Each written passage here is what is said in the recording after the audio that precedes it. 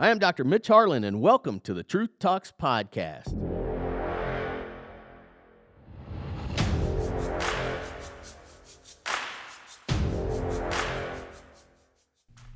I'm Dr. Mitch Harlan, and welcome to the Truth Talks podcast. We're here in sunny Las Vegas with my co-host, Dr. John Patrick. Dr. John, it's our first interview together in Las Vegas. As my co-host just said, I'm Dr. John Patrick, and welcome to Truth Talks. I am here today with my good friend Tim Resch, a three-generation, would you say, umpire, referee, sports official, aficionado. Sure, some other choice words people could call it. We're talking three generations. That was one of the original things that we had talked about, was three generations. Grandfather, father, you and your brother, right? All officials. It's in the blood. Yep. You guys are just all awesome, honest people that make all the right calls. We try to. There'll probably be a few that would disagree. How did officiating and refereeing ultimately get started? So, growing up in a family with a dad that was a high school athletic director, head football coach, head baseball coach, sports official, basketball was his big one. Growing up around that was a huge influence on me and my brother. I can remember as a young kid, I always wanted to be the bag boy, we'd call it. My dad would pack his bag, and who's carrying the bag tonight? You or Mark? And, I think I've been in just about every gym you can imagine, high school and college in New York State. But carrying the bag with Dad and going and watching him do his thing and what that was like, I was around that from as long as I can remember. And I always felt like I wanted to do something like that. So that was kind of how it started for me, just growing up around and seeing it. And you had, you yourself had a baseball career, right? You played basketball, baseball. You were competitive, and you were in high school and in college, correct? Yep, three sport athlete in high school, and was lucky enough to get drafted in Major League Baseball out of high school by the Colorado Rockies in 1996. Decided to go to college instead. Went to Canisius College in Buffalo, New York, played Division I baseball. Was a pretty good pitcher, but I think the Lord had other plans for me. Tore my rotator cuff my freshman year. The pitching just never came back. Tried for the next year. I had a red shirt. Tried to come back. It wasn't working. I was a good hitter, so I was able to continue playing. Was a 3-hole hitter all the way through, all conference. No major league looks after that. Guys aren't looking for a 6'3", 205-pound, guy that's only hitting 5 or 6 home runs at the mid-major level. But I had a nice career, and it was fun. You think actually being an athlete, you had a better understanding or better appreciation for referees in general? Absolutely. Growing up around officials, for one, I think I had a different respect for officials maybe than most do because it was in my house. I think something that's different from me than a lot of officials is, I played the game. I've coached the game, which a lot of people don't realize. And then to officiate the game, I've seen it from all three sides. So when I'm officiating a game and a coach is yelling at me, I know why they're yelling at me because I've been them. When I make a call and a player doesn't like it, I don't take it personal because I was a player and I get what that piece is like. Mm-hmm. And then as an official, just growing up around it and knowing that that's what's going to happen, it's never personal. And unfortunately, sometimes, depending on the level, officials can, at times, take things a little too to heart, too personal. I've never found it to be personal. It's just part of the job. Getting yelled at is part of what happens, and you can't control that. You can only control how you react. Was there training? How'd you get started? Was there is there a big referee school that you go to? Yeah, so, my start was at 14 years old. I never had a real job until I became an educator after college. My only job was, my dad said, be a student, be an athlete, and then I started getting into officiating. So at 14, I started doing recreation basketball in Irondequoit, New York, and doing Little League baseball, and I thought I was the richest kid in the world going out and doing a game, getting $20 cash and going home and, getting a soda pop or whatever. I thought that was just the greatest thing, and to get paid to do something I enjoyed doing and being part of the game, it was wonderful. So that was kind of how I started. From there, by the time I was 19, I was doing high school sports. So I was in college playing, but then in summertime doing Legion ball, doing high school ball. started doing high school basketball, and then started doing junior college basketball by 20. Just caught the eye of someone at the right time at a game, and they said, hey, are you interested in coming to work in our junior college conference? It's actually my brother as well. And it kind of started to take off from there. So until that point, I actually really had no quote unquote, let's call it formal training. I had training from my father. That was a huge benefit. Growing up in a household with a father he was a Division I, II, III junior college men's and women's basketball official, huge advantage. We would always talk about what are the mechanics, what are you looking at, what should you be doing, what's your positioning. So that was an advantage I had. By the time I started getting into my late 20s, then I started going to umpiring schools for college baseball. Basketball camps, as I know we've talked about many times. That summertime is right now usually is a huge time for me, traveling all over and getting that education piece, which with COVID has been kind of shut down. But that's a big piece that there is no off season as an official, and that's one thing I think the public sometimes doesn't get is basketball is a great example, because that's my primary focus now. Is it's a 12-month job. It's not just November to March and then the season's over and I'll see you again in November. It's like the season ends in March, and then you start looking at your tape again, and you start registering for camps, and then you go to those trainings and you get taught and you try to improve and you learn the new rules. And then the fall rolls around, and the NCAA wants you at meetings, and you got to go. We'll have that coming up in October. So it's just a constant cycle of, they talk about lifelong learning as educators. As officials, we are lifelong learners. We're always trying to improve and get better. One of the things that I've seen with officiating that's a little different is you guys are having to be much more aware of body awareness of athletes that are injured, if there are injuries and different things like that, so you can be able to call them, hey, you can't play, right. Get the coach out here. Are you seeing a changes in regards to, like a prime example, like hockey? Okay. Right now, there was a rule just changed where now anytime an athlete hits his head on the ice or is hit, sure. They got to investigate it in New York. So you guys actually have people who look at your work. So it used to be like we were saying that you could make a call if no one checked on it, and nowadays everybody's can be all up in it, right? So it's the one piece, and I call it like a blessing and a curse. The tape never lies. We always say that. Everything is on video. Everything is live streamed. Everything's being watched. There's always eyes watching, which was a huge change. In my career, I'm 43 years old now, and I started at 14. It's almost been 30 years. Like you said, I remember doing games where I probably blew some calls, not purposefully, but just I didn't get it right. And maybe there was a phone call to who I was working for at the time, and they said, that Tim Resch guy, he really blew it tonight, and he was terrible. And it was just a conversation, whereas now, 5 minutes off the floor, they've clipped that play, they've sent that play, your boss has that play, and now you're going to discuss that play in real time of here's what actually happened, and we can see it.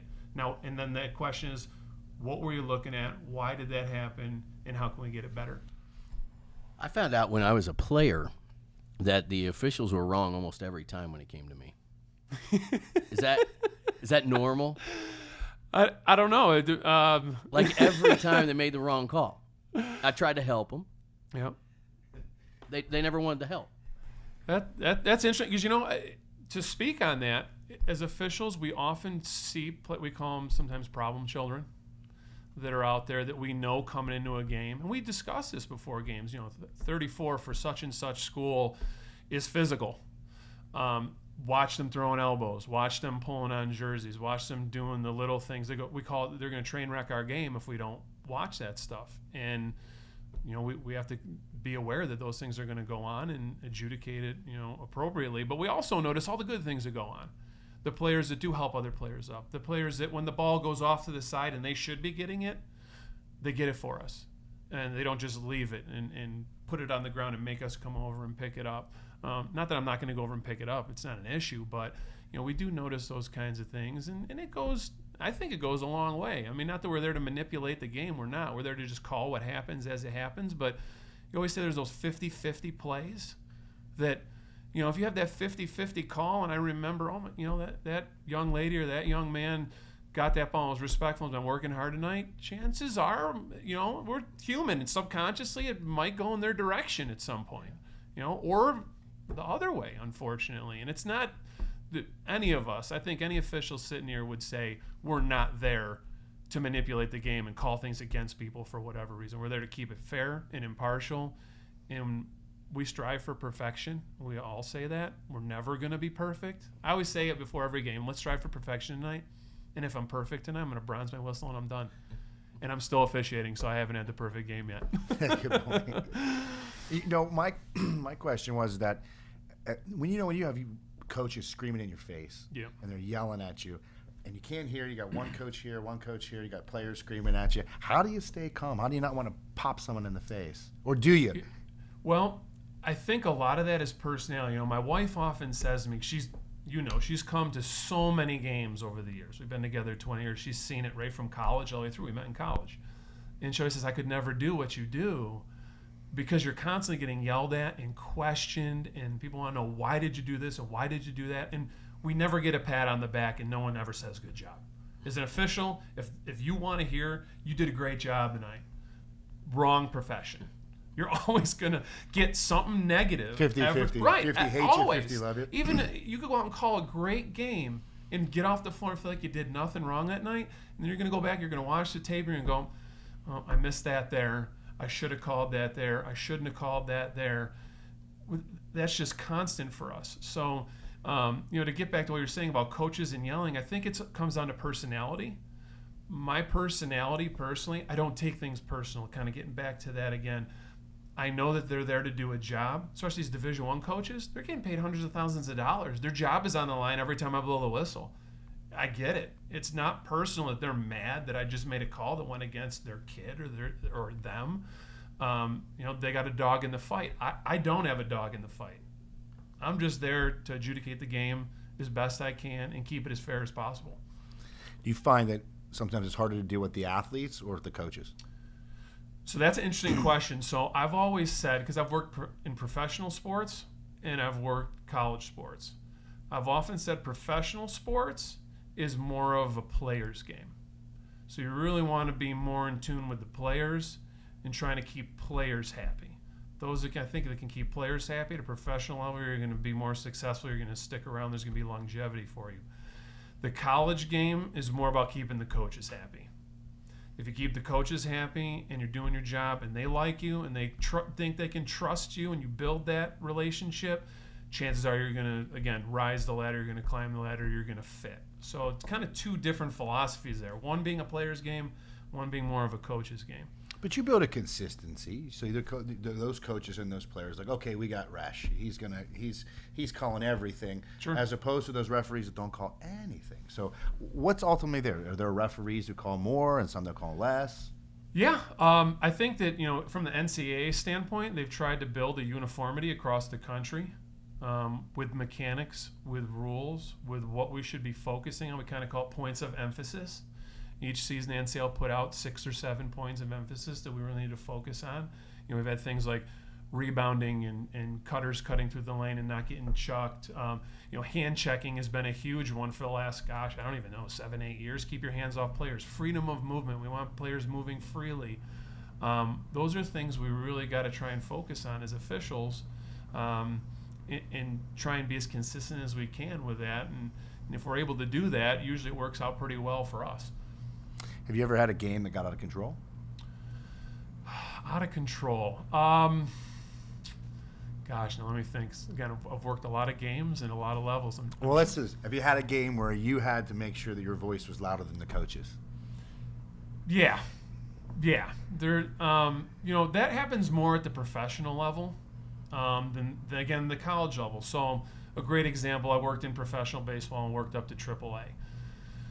There's certain language that can be used and verbiage that can be used with not only the players but the coaches, because we're all grown men and we can handle that. Whereas the college level, that's extremely frowned upon. Maybe this is a good time for a story. Yeah, share that story. I'm working a professional game. I'm from Rochester, New York, so it was a big treat for me to be working in the International League, AAA baseball. I had a game. It was Scranton, PA, against Rochester. I'm working the plate. It's the first inning. My whole family's sitting in the front row. It's like a big to-do. There's like 11,000 people there. It was Memorial Day weekend. And first inning guy gets up for Scranton. He hits a hot shot down in the right field corner. And right out of the box, I'm like, we had a runner on first base. I'm like, this guy from first is going to try and score. I'm like, we're going to have a whacker at home plate. So in comes the throw. It hits the cutoff man. The cutoff man throws it to the catcher. The catcher, it's a cloud of smoke. It's bang, bang. Flip a coin. Is he safe? Is he out? To this day, I don't know. And I punch him out. He's out. Here comes the head coach down from third base. You motherfucking cocksucking son of a bitch. Blah, blah, blah, blah, blah. And I mean, he's just ripping me a new one, right? Now, at the college level, that kind of behavior, that's going to be an ejection immediately. As soon as he drops that first F-bomb. At the pro level, it's a tolerance. How much am I willing to tolerate? How am I going to work my way through that situation? Am I or aren't I? So I let him kind of do his thing, and he's MFing me, and he's going off. And finally, there's like a pause, and I look him dead in the eyes, and I'm like, are you finished? Is that all you got to say? And he goes, yeah. And I go, listen, you got one thing right out of everything you just said. I go, I might be a motherfucker, but I ain't no cocksucker. He looks at me, starts laughing. He goes, you son of a bitch. Walks back to third base. I didn't hear a word. This is the first inning. Didn't hear a word from him the rest of the game. And my dad's sitting in the front row. Game gets done. I come out of the locker room. I get out to the parking lot. My dad goes, where the heck did you come up with that line? He's like, that diffused him in 2 seconds. I'm like, I don't know. It just came to me. I go, it sounded like a great line. Now that's again a situation where I can use that language. I could use that way to diffuse the situation through a little bit of profanity, a little bit of, maybe crossing a few boundaries. College level, I would never do that. If I use that language, that's going to get back to my coordinator, my boss. I'm probably going to at the least be reprimanded, lose some games, run the risk of getting fired the next season. So that wouldn't be something you'd want to do. You'd probably eject immediately and move on. Baseball and each sport has, referees in football. You don't seem to have that interaction in football that you do like in some other sports. Basketball, you're running up and down the court the whole time. But in baseball, one of the slowest sports of all, it seems like the personalities in baseball. You got coaches throwing sand on you and kicking you and stuff like that. You wonder why. It's like you'd think in football and these other sports that have more interaction with the players and the coaches, but baseball seems to be the one that everybody waits. You're out of here. And so there's some interesting directions to take that comment, question, observation so that's the way it kind of used to be. So I'll give you a great example, like baseball, which they now have replay. Okay, replay is now in Major League Baseball. It's trickled down into Division I college baseball. It's the same in basketball. Because of the media that we have and the things that we can now look at, it's high scrutiny, which is great. We want to get things right. I don't mind having my stuff shown on ESPN Sports Center if I got it wrong. I got to get better and get it right. What it's taken out of the game, though, and I'll talk Major League Baseball is a great example. A lot of these arguments we used to see that were great, you don't really see anymore because of replay. So when you have that bang-bang play at first base, that bang-bang play I had at the plate, whack, he's out. All they're going to do now is they're going to go to their replay booth that they have in their dugout, and they got like a certain amount of time, 20 seconds, 30 seconds, whatever it is, and they got to make a decision on whether they're going to want you to replay that and go take a look at it on the monitor, as we call, or if they're just going to let it go. You don't see them fly out of the dugout like they immediately would and start arguing and kicking, throwing Earl Weaver, throwing the hat and kicking the dirt and going crazy. And I guess that's a good thing, sort of. I miss that piece, though, because I always say officiating it's an art. It's an art form of how you deal with people. And it's a science. So you have to know the rules and know the mechanics and know the positioning. So it's an art and a science. We've taken some of that artistic piece out of officiating by all of this media that we have and all this replay that we have, because all they're going to do is just say, I want you to go look at it. And now it's not arguing anymore. And either the replay says it's right or it's wrong. Keep going down that line, though. Do you think it made the game better? Honestly, to get it right every time? No. Because if you look at some of the games, again, I want to be very clear with this because I know a lot of people are going to watch this, and as an official, I want to make sure that I'm clear. I want to get everything 100% right, and I have no problem with my work being critiqued and going to monitors and looking at plays. I have zero ego on that. It's not about ego. What it is about, though, at times is we're slowing the game down. I was just going to ask you, For the fan experience, we're slowing the game down. For the player experience, when we have that good sweat going and we have a flow to the game, and all of a sudden we got to go with the monitor because we're looking at a block charge play in the RA, and we're over there, and the first angle they show us isn't the right angle. Okay, media truck, get me the next angle. All right, that angle isn't good. Give me the. I mean, there's some places like a Big 10 conference, a Big 12 conference, the SEC. They got 12, 16 different angles for us to look at. That can slow the review process down, which then lengthens the game out. And again, in the end, we're going to get it right, which is wonderful, and I think that's what people want. But at what expense? Yeah. There is an expense to that. Ever had a bench clear? Let's see. Baseball, yes. Gosh, I'm trying to think of the last time I had a. It's been a number of years. I can remember having one as a player. This is actually a good story. So, I'm a freshman in college, Division I baseball, playing at Canisius College, Buffalo, New York. Our big rival was Niagara University up in Niagara Falls. Fall ball. We used to have fall ball season back then. I'm sure you can remember that being a ball player.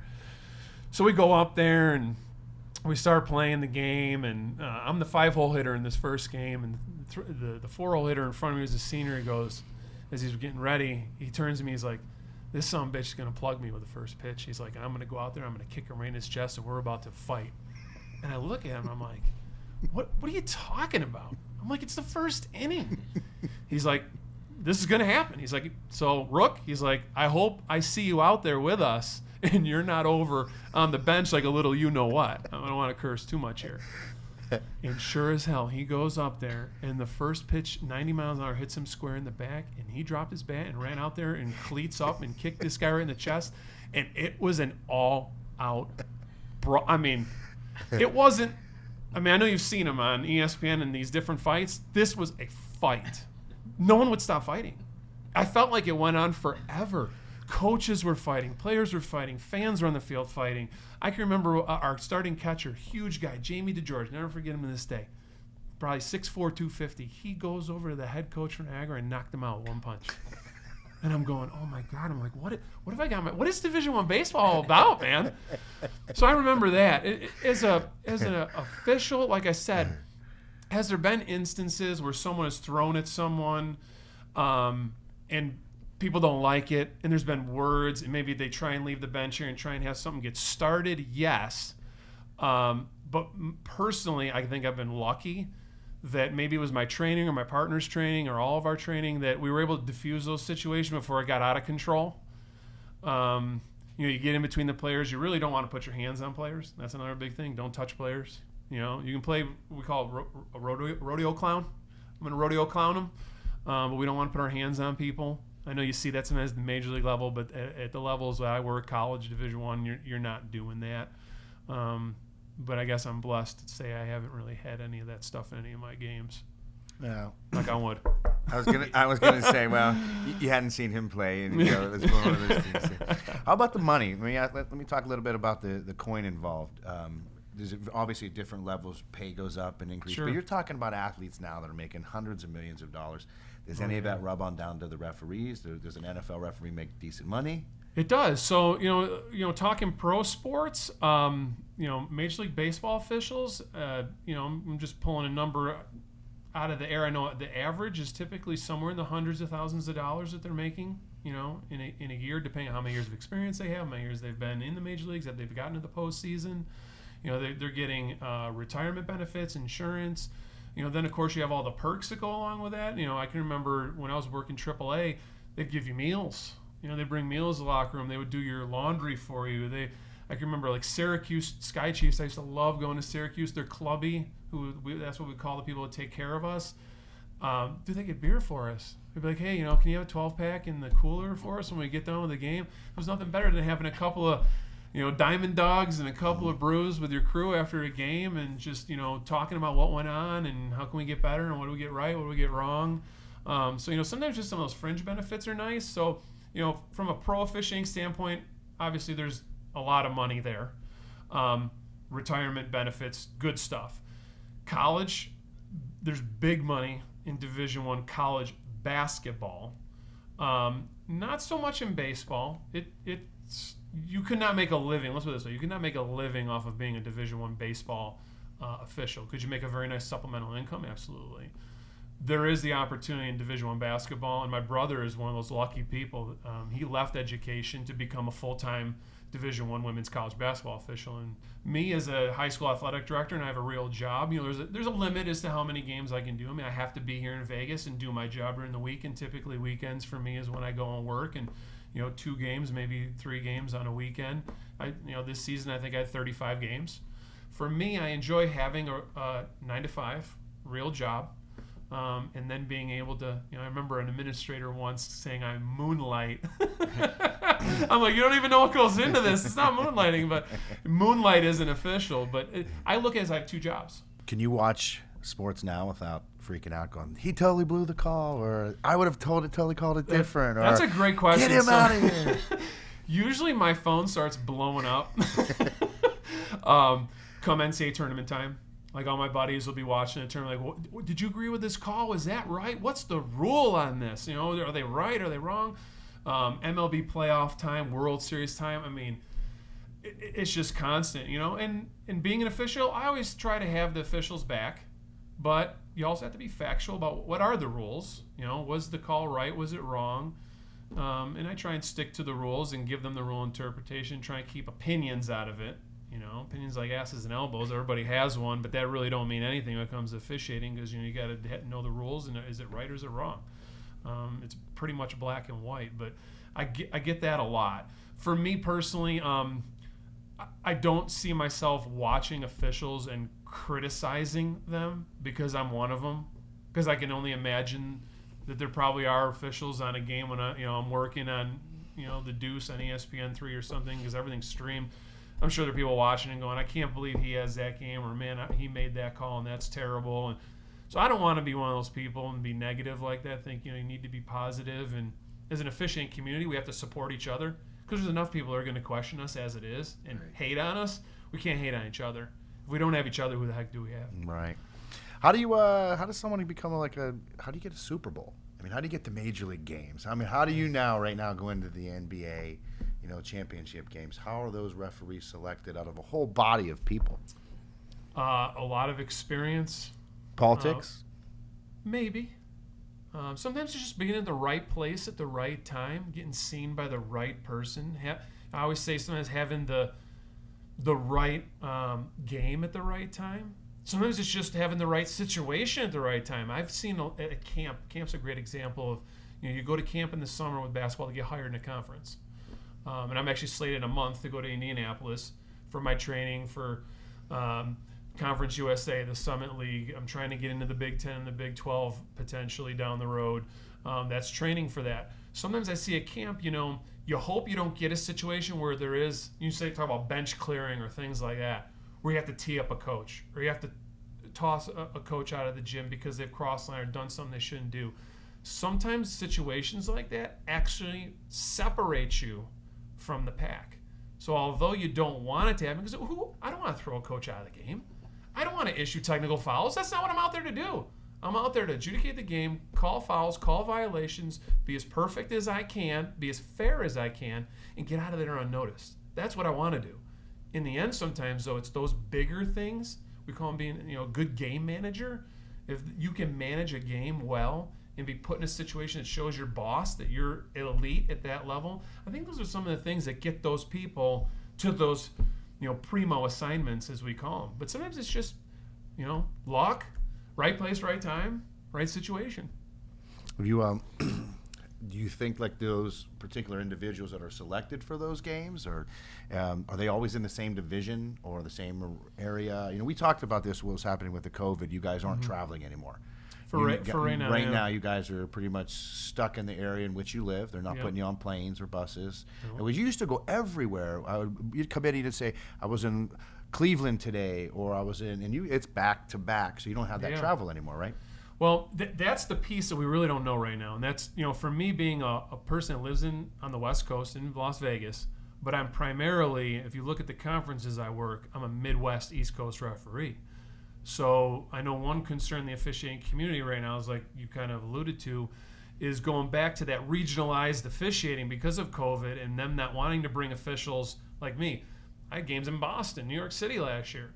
Do they want to fly a guy from Vegas to Boston? When I might be the best guy for that game, but because of travel and exposure and all those things that are going along with this virus right now, are these conferences going to allow our bosses and coordinators to just assign the way they used to? We don't know right now. That's a huge concern, I think, for anyone that's an official. I mean, it's on the table. There's nothing that's not on the table. Has that come down to anyone? No. Officially, not right now, but you never know. I mean, I could see myself, if something like that was to happen, working UNLV exclusively next year, maybe going up to UNR, and that may be it. Who knows? I hope that's not the case. And what I really hope is they let us continue to do what we do. We're independent contractors. If we're good enough to do the game and the coordinators want to assign us that game, the travel's on us. If we're willing to go and make our money and do what we got to do, I hope they continue to let us do that. And we wear our masks, we wear our gloves, we get on the plane, we be safe, we use proper hygiene. We do whatever testing they want us to do. We abide by all the rules of the facilities we go into. So that's just all hypothetical right now. Nothing's official. Yeah, because I see it almost virtually. How are you going to yell, foul with a mask on? I mean, that's going to be ultimate. Because what'd you say? How'd you say it? Would he say foul, ball? Would he say fair, foul? There are going to be certain guidelines to the facility, as of course there would be, whether it's for the fans or the players or the coaches or the people that are running the facility. But as far as officials, they're going to allow us to wear masks if we want to. As of right now, it wasn't mandated, and they're looking to use whistles that we would actually press a button. They're electronic rather than blowing our whistle. Now, they're not going to force us to do that either. But it's going to be an option. So if we want to wear a mask and we don't want to blow the whistle, and because you touch the ball. I mean, you got 10 players on the floor. I mean, it's a very germy. People don't think about that, but a germaphobe, like a basketball, is a really dirty item. With all the people that are touching it. And so you could probably wear gloves too if you wanted to. But they're going to have certain guidelines in place for us of what we're going to do. For me personally, I'm probably just going to referee as usual. I'm not a germophobic kind of guy. I'm going to stay clean. I'm going to sanitize. I'm going to wash my hands. I'm going to go about things like I normally would. Even without COVID, I was a very cleanly person. I have a whistle cleaner that I use, and I wash my hands at halftime, after the game, before the game. So I'm going to blow the whistle normally, and I'm not going to wear a mask unless the facility tells me that I have to. And I'm just going to go about my business. But who knows? You talk about the season, we may have to wear masks during the season. Who knows? Yeah. All this stuff is really up in the air, and I think a lot of this is, they're trying to figure all that out right now. Do you have a favorite sport? I always used to say that whatever season it was my favorite sport. I was like that in high school. I was like that in college. I was like that early on in my officiating career. I think now basketball's taken over more for me because that's been more of my focus. There's a lot more money in basketball. And there's a lot more training. I mean, the NCAA and the coordinators I work for and the leagues I work for, they do a phenomenal job of training us to be the best that we possibly can. So I think I've caught that bug that I would say basketball. But then, what ends up happening, baseball season rolls around, and I finish basketball in mid-March, and I'm going out to work in the Mountain West, and I'm out there, and you hear the crack of the bat, and you smell the grass and the popcorn, and you're, hey, Blue, get off your knees, and you get the fever, So, whatever season. Have you ever asked your wife, did my butt look big on camera? Did you ever ask her, honey, how did I look? I often ask her, how did I look tonight? And my wife, she is brutally honest, and she keeps it real, which I love about her. But I don't know if I've ever just said, does my butt look big? But if I'm not doing something, that's the one thing I love about my wife. I'm not doing something right, or something looked off, or she watches every game. I'm very blessed too. Talk about the family pieces. With my family, my dad watches every game that I ref, that my brother refs. So last season he probably watched almost 150 Division I basketball games. God bless my mom for putting up with that. I know she often says, I thought that the sports stuff was going to be over when you guys stopped playing. But the addiction got worse. It got a lot worse, just in a different way. But I'm really blessed to have people that are honest, And I think that's one thing that's helped me as an official become better is when you're not getting any thanks and you're not getting a good job, you got to have some people you can trust, whether it's a mentor, or it is. And I'm lucky that my mentors are my dad and my brother. I'm blessed to have that. A lot of officials, it's a friend or someone they met at camp or someone's an elite college official that they built a relationship with, and that's wonderful. But I'm lucky I'm able to have that in my own house where I could send my brother a play when I'm getting on a plane. I'm like, hey, did I botch this tonight? What do you got?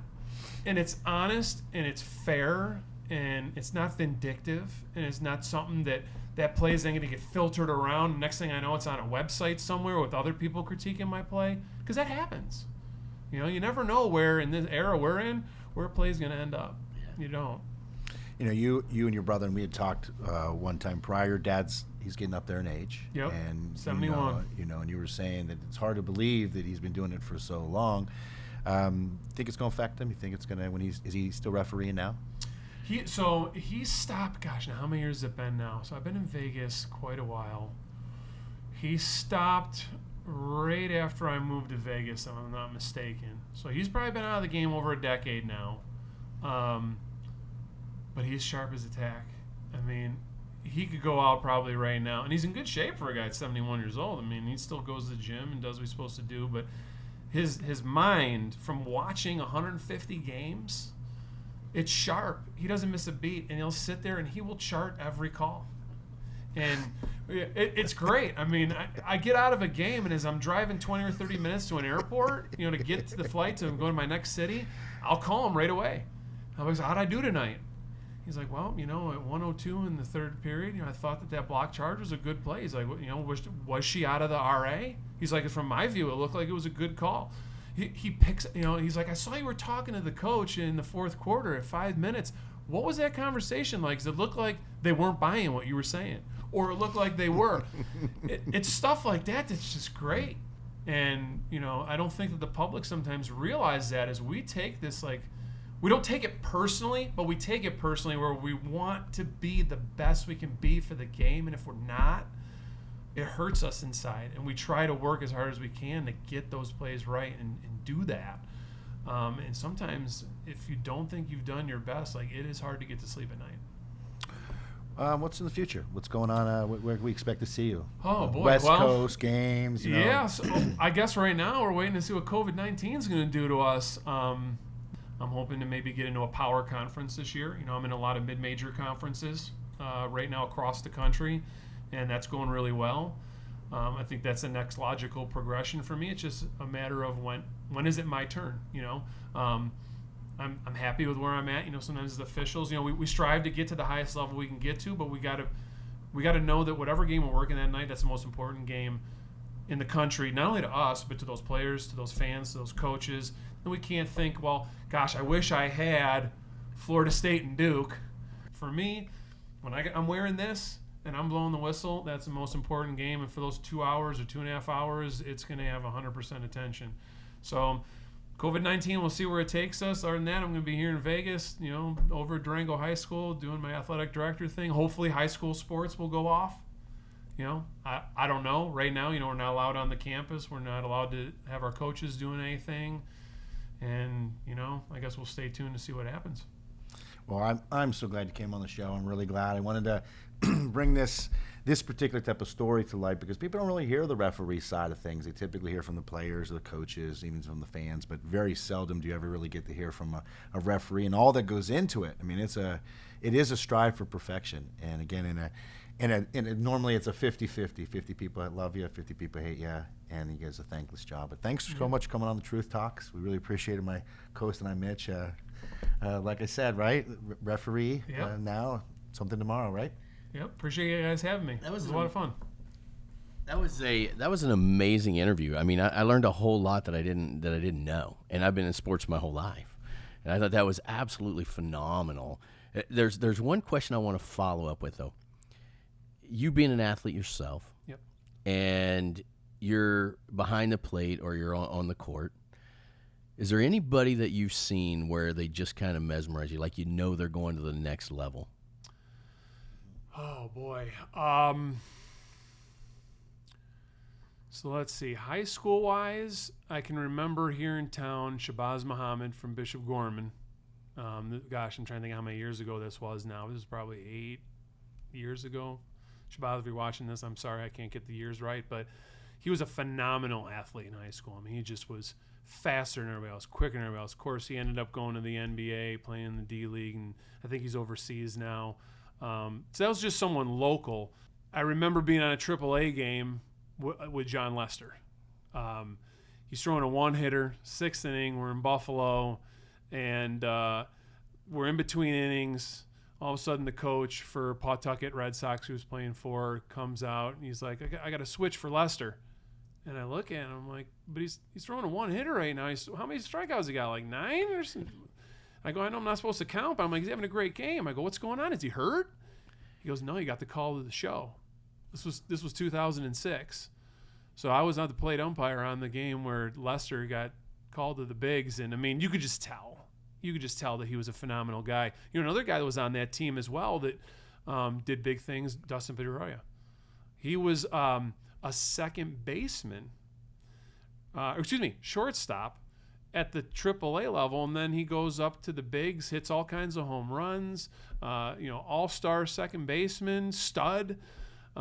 He was one that might have been one of the more surprising ones for me. Because, I mean, he was don't get me wrong, great AAA player, but when he got to the bigs, it was almost like he exploded to a whole nother level. And just, like two guys like that to watch up close and personal and watch them develop and play, that was pretty cool. Man, I tell you what, impressive interview. I didn't know what to think. I didn't know what to think. I'm like, only officials I ever knew. I never liked any of them. That was the craziest thing about it. Right? They never liked me. Well, I hope, if anything, this interview will change your opinion on officials and what we're really trying to do out there. No, we were always taught to respect officials, and it's a tough job. I think everybody gets it. But, man, yeah, you really opened my eyes today. That was incredibly – that was awesome. That was just awesome. It was an awesome interview. I appreciate that. Thanks, guys. I appreciate you having me on.